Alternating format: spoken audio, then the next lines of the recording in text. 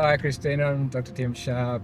I've been working with Batia for over 10 years now, helping them in a variety of ways. Can you tell me a bit about your role? Great to meet you, Dr. Sharp. My name's Krisztina.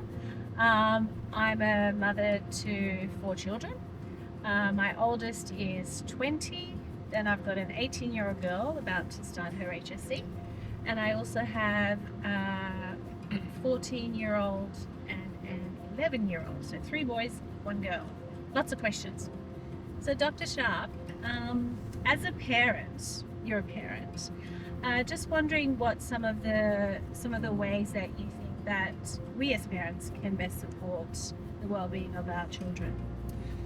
Yeah, look, it's such an important question, and I can answer that as a clinical psychologist, parent, and someone with lived experience of mental health. So, to be perfectly honest, if I had to boil it down to the essence, I'd say it just comes down to love. And being prepared to love your child no matter what, without judgment. What does that look like? Well, it really comes down to listening, being there and listening, ideally without judgment. So if you can listen and really listen, not just wait till you get to speak next, try to hear them, try to understand them as best you can. That's one of the most important things that anyone in life needs. Yeah, that sounds quite simple, doesn't it? But what if what if someone in your world, young person in your world, has significant and diagnosed mental health challenges? I guess that sort of takes it to that next level. And the question there is, how do parents support young people with diagnosed and significant mental health challenges? Well, how you ultimately support your child will depend on that child and on what they need. And I suppose it's important to remember that everyone's different. Every child's different, every circumstance is different. And that's why it comes down to listening and trying to understand what they really need. I think one of the things that makes it difficult for most parents is thinking that they need to have all the answers, and they don't. I mean, I'm a parent with psychology qualifications, and even I don't have all the answers to my children's needs. But it's okay not to have all the answers. That's not necessarily your role. Your role is to love them, is to care for them, is to be there and support them, and help them get to whatever answers or treatments they might need. So being prepared again to listen without judgment, and then support them to get to a psychologist or a doctor or whoever or whatever it might be. That's your main role there. And as we're in a car, it really begs the question of what role you think a car can play in supporting mental health conversations. Well, I think it can play a great role having conversations in the car, or alternatively, walking side by side. And it's interesting, normally if I was talking about the best way to communicate with someone or positive communication skills, I'd be talking about eye contact, because eye contact is very important to connect with the other person. But not having eye contact, sitting side by side like we're doing now, can actually diffuse some of the intensity of the emotion. So it can actually make it a lot easier for both people involved.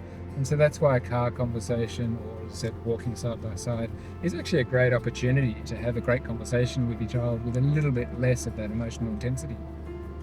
And you think young people might welcome that sort of diffusion of emotion and open up more, perhaps?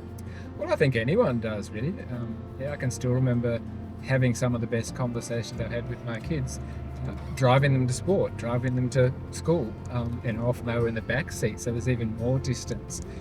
But yes, it does make it a bit easier. And remember, we're talking about conversations here which, by definition, will be emotional and difficult.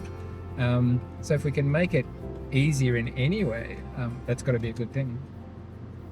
So there's always that word resilience that comes up almost all the time, and almost, I guess, in the same sentence as mental health.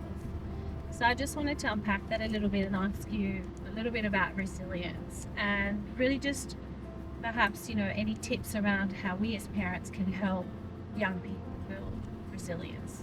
Or is it even so as important as everybody said it is for well-being? Well, it's definitely important because I guess if we start at the beginning, bad stuff's going to happen at the risk of oversimplifying. Things are going to go wrong. And I suppose one definition of resilience is being able to keep going despite things going wrong. If it's okay not to be okay. It's all good if you're not good. These are really important, basically facts of life.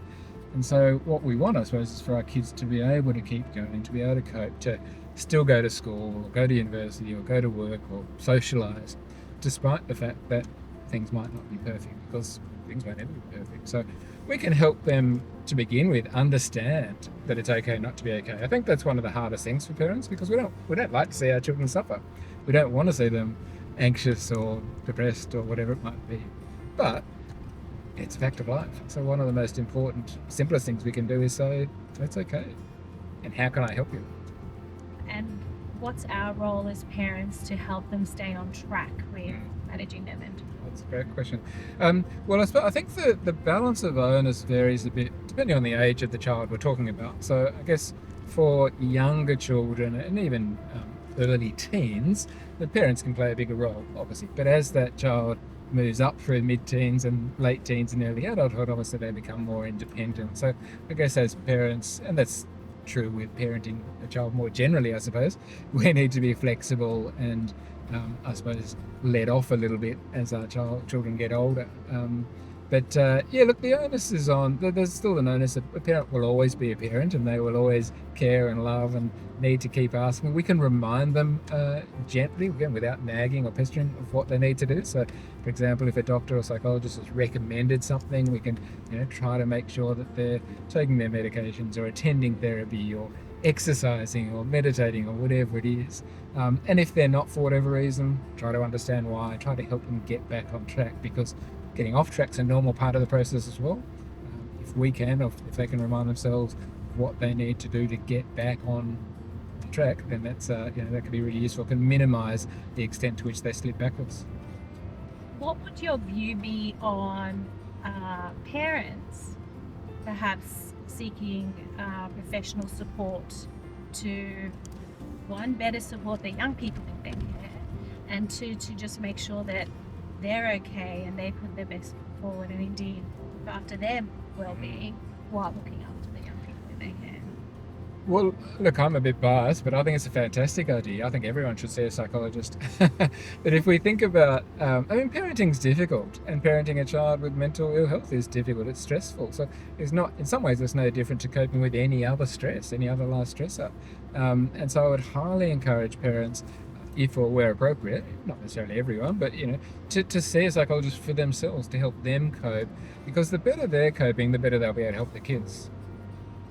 I also wanted to just ask a question around the family unit and how that is impacted by someone within the family struggling with their mental health.